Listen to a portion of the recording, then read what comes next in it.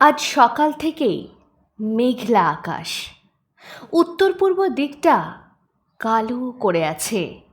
যেন মনে হচ্ছে দীর্ঘদিনের জমে থাকা অভিমান পুষছে কেউ। অথচ রোদের ঝলকানি তখনও কমেনি। ভাই বলতো এরকম সময়ে নাকি শিয়াল কুকুরের বিয়ে হয়। পাগল একটা। ওর কথা মনে পড়তে অজান্তেই ঠোঁটের কোণায় হাসি এলো আমার। বাবা মাও ঘরে নেই, তারা গেছেন বোলপুর টুসিদির বিয়েতে। দিদির বিয়েটা 3 বছর ধরে ঝুলেছিল, আজ তার গায়ে হলুদ। খবরটা শুনেই খুব খুশি হয়েছিলাম। ইস, ভাইটা থাকলে যেতে পারতাম। ওকে ছাড়া সচরাচর বেরোই না।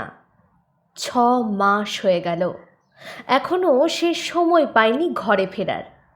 এখনকার এই ইউনিভার্সিটিগুলোতে পড়াশোনা তো হয় লবডঙ্কা, অথচ নিয়মের বাহার 16 আনা। এইসব ছাইপাশ ভাবতে ভাবতে হঠাৎ পায়ে কিছু একটা এসে লাগলো। তুলে দেখি আমার আর ভাইয়ের ছেলেবেলার একটা ছবি হাওয়ায় বইয়ের ভিতর থেকে উড়ে এসে পড়েছে। এখনো মনে আছে সেদিনের কথা। ভাইয়ের খুব জ্বর ছিল, তবু কোল থেকে নামায়নি। সারা দিন রাত জাপটে ধরেছিলাম। বাবা অফিস থেকে ফিরে আমাদের অজান্তেই ছবিটা তুলেছিল। সত্যি 22 বছর আগের কথা। এখনো সেদিনের স্মৃতি মনের পাতায় আজও জ্যান্ত। ছবিটাকে বুকে নিয়ে সেই পুরনো খেয়ালে কতক্ষণ যে আবিষ্ট ছিলাম জানি না। হঠাৎ ব্যালকনির দরজাটা দুম করে পড়ল। বুকটা কেঁপে উঠেছে সঙ্গে সঙ্গে। মনে হয় বাইরে ঝড় শুরু হয়েছে, তার উপর লোডশেডিং। মনে মনে বললাম, যাকে বলে গোদের উপর বিষ ফোঁড়া। দৌড়ে গেলাম দরজা দিতে। বাইরের পরিবেশটা কেমন যেন লাগলো। এত মন খারাপ করা আবহাওয়া আগে কখনো দেখিনি। দূরের নারকেল গাছটার পাশ দিয়ে উজ্জ্বল আলোর ছটা বেরিয়েছে। অবশ্য সবকটা গাছের উপর দিয়েই মেঘলা দিনের নতুন আবরণ পড়েছে। ঝড়ের সাথে সাথে ঠান্ডা হাওয়াও বইছে।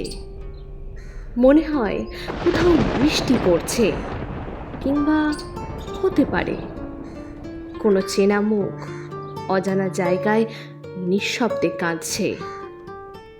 অনেকক্ষণ বিষণ্ণভাবে আনমনে তাকিয়ে আছি এই কালিমালিপ্ত আকাশটার দিকে। মনে হচ্ছে এই বিশালতায় আমি শূন্য, আমি তুচ্ছ। দেখতে দেখতেই রোদের যেটুকু অংশ তার শেষ নিঃশ্বাস গুনছিল, এক টুকরো কালো মেঘ সবটা গ্রাস করে নিল। এইমাত্র তো আলো ছিল, চোখের নিমেষে সমস্ত আকাশটা তমসাবৃত হয়ে গেল। কিন্তু কোথাও একটা জানি মনে হলো, মনের অনেক গভীরে এই বিরাট আকাশটা তার পূর্ণ তমাশা নিয়ে আমার বুকেই জায়গা করে নিয়েছে। গল্প বলা কাজ অফিসিয়ালের আজকের বিশেষ নিবেদন, গল্প বলা কাজ অরিজিনালস। আজকের গল্প এক ফোঁটা জল লিখেছে শাশ্বতী সাহা।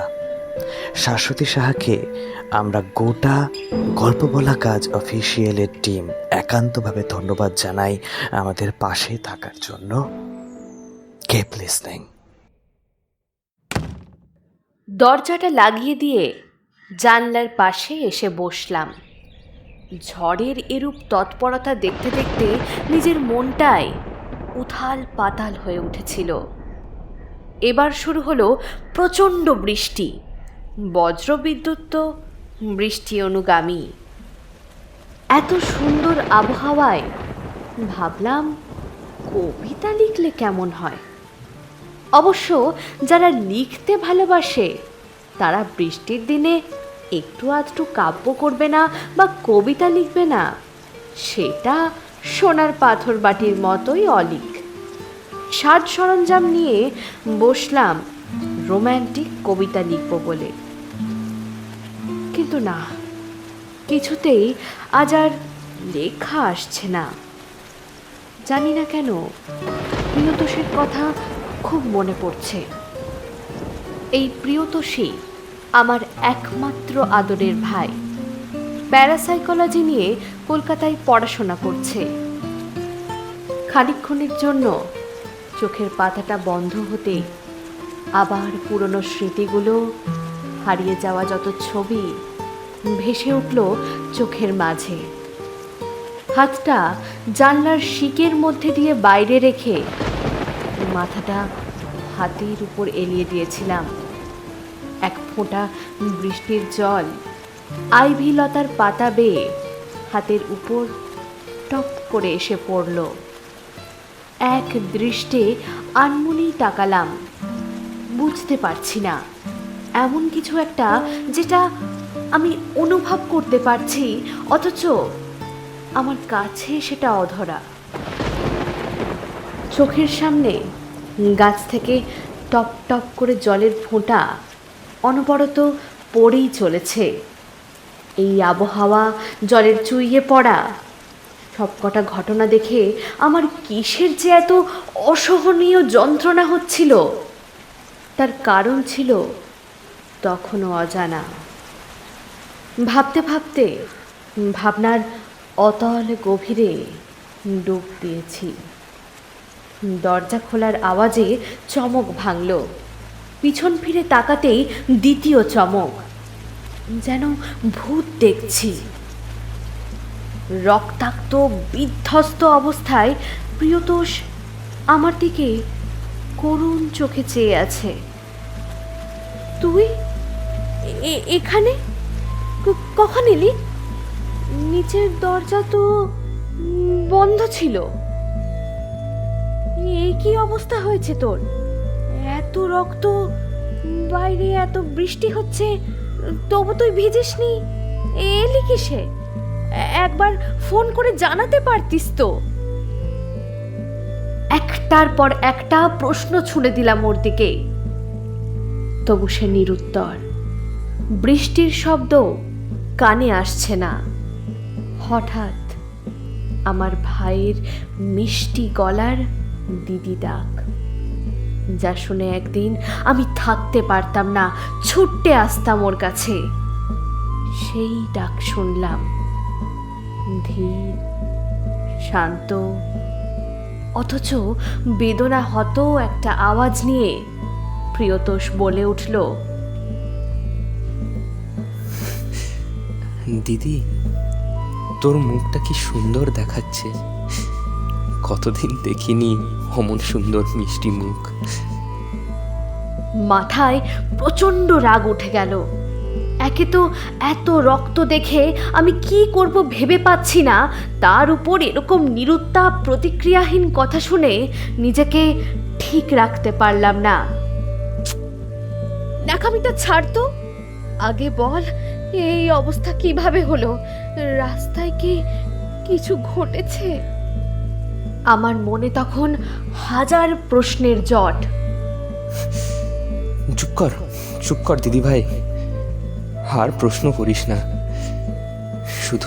শুধু তোকে একবার দেখার ইচ্ছে ছিল, তাই চলে এলাম। একটু মন ভরে দেখে নিতে দে। জানি না আর কোনোদিনও দেখতে পাবো কিনা। হাতে বেশি সময়ও নেই, আসলে অনেক দূর যেতে হবে যে। শুধু তোকে না দেখে ছেড়ে যেতে পারছিলাম না। চুপ কর, এই অবস্থায় আমি তোকে কোথাও যেতে দেব না। জোরে হেসে উঠল প্রিয়তোষ, রীতিমতো অট্টহাস্য। শুধু বলল,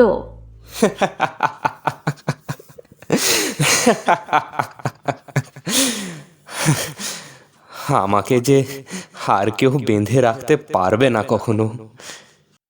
আমি পারবো। আসলে পারা না পারার অঙ্কগুলো অত সহজ নয় রে দিদিভাই। ওই অবস্থায় দাঁড়িয়ে ওরম দার্শনিকতা আমার মাথায় ঢুকছিল না। আমি দৌড়ে নিচে যাব ওষুধ আনতে, এমন সময় ও আমার হাতটা টেনে ধরল। কিন্তু সেই স্পর্শ বরফের চেয়েও ঠান্ডা, এক কথায় শিথিল। পিছনে ফিরে ওর চোখটা লক্ষ্য করলাম।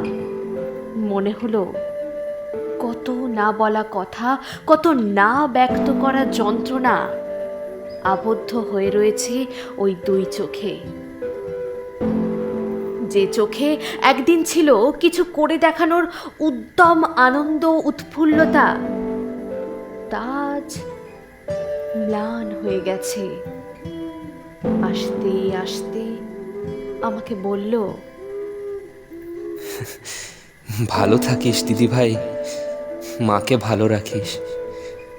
আমি যদি আর না ফিরি, চিন্তা করিস না, আমার দায়িত্বটা আজ থেকে বাবা নিল, মায়েরটা না হয় তুই নিস। কথার এরকম অসামঞ্জস্যতা দেখে আমার বলার কোনো ভাষা ছিল না। নিচের ঘরের টেলিফোনটা হঠাৎ বেজে উঠল। আমি ওর হাতের বাঁধন ছেড়ে দৌড়ে নিচে গেলাম। ফোন তুলতেই এক অজানা গম্ভীর কণ্ঠস্বর আমাকে প্রশ্ন করল, হ্যালো, এটা কি প্রিয়তোষ সাহার বাড়ি? হ্যাঁ, বলুন। আগে নমস্কার, আমি ভবানীপুর থানা থেকে বলছি। দুঃখিত, কিন্তু আপনাদের জন্য একটা খারাপ খবর আছে। কিছুক্ষণ আগে একটা গাড়ি দুর্ঘটনায় প্রিয়তোষ সাহার মৃত্যু হয়েছে।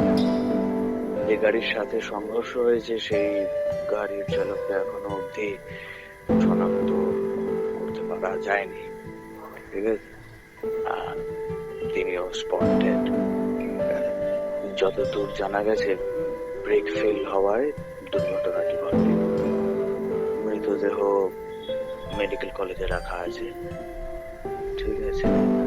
ওখানে মর্গে গিয়ে আপনারা যতটা সম্ভব তাড়াতাড়ি যোগাযোগ করুন। ফোন রেখেই দৌড়ালাম ছাদের ঘরে। এসে দেখি শূন্য ঘর, শূন্য বারান্দা।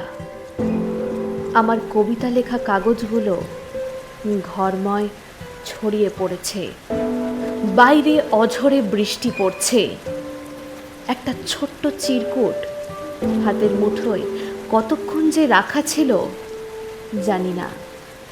কেই বা দিল তাও অজানা। খুলে দেখলাম একটা ছোট্ট কবিতা।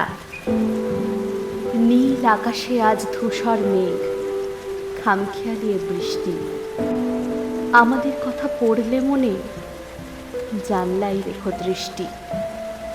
ইতি প্রিয়তোষ।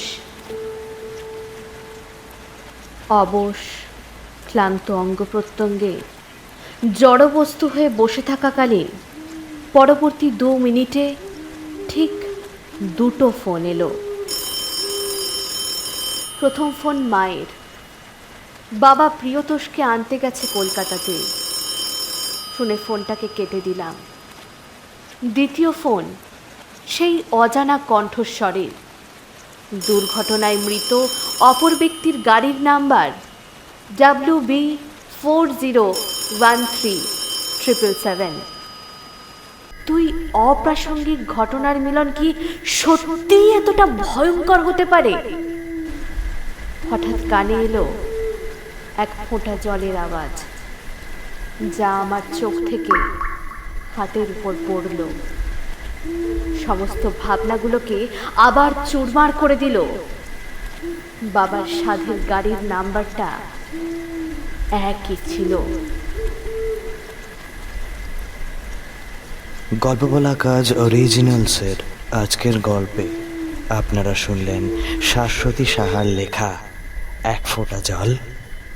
গল্পের মুখ্য ভূমিকায় নন্দিনী, প্রিয়তোষের ভূমিকায় প্রবাল, এডিটিং এবং সাউন্ডস্কেপ ডিজাইন অভিক এবং প্রবাল, পোস্টার ডিজাইন ব্রতপ্রিয়া এবং প্রবাল, পর্ব পরিচালনায় এবং গল্পের সূত্রধার আমি অভিক।